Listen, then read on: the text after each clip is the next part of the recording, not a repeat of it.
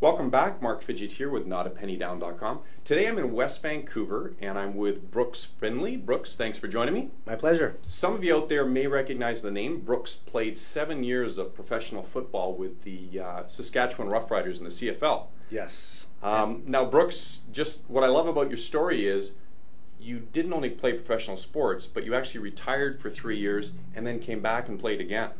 Yeah, I was very fortunate. I took a position with the Regina City Police for a 3-year term, and towards the end of my 3rd year, I had an opportunity to get back in the game and an opportunity to jump into the exciting industry of real estate. So I took advantage of that, but yes, I went back after 3 years being away from the game.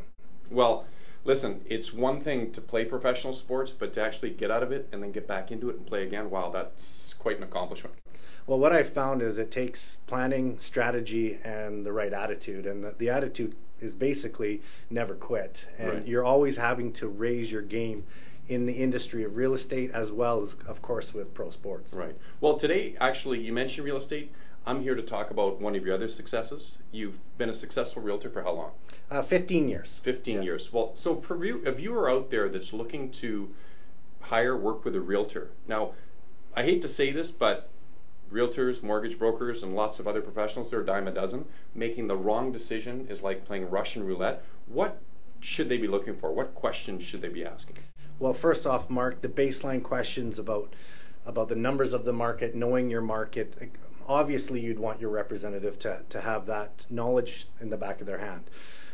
Let's take it one step further. And this is something that I've identified over the years that I have consistently invested in, and that's negotiation. When you hire someone either on the buying or selling representation, negotiation is the key element, whether you make or lose money. And so what I have done, I fell back on my police background, where I did extensive training in interview, interrogation, and of course, negotiations. Right. I then, once I got into real estate, it's been my passion. It's what everything I put into my business in an environment where I take myself into training camp every year in a business sense, and my number one factor of focus is negotiations.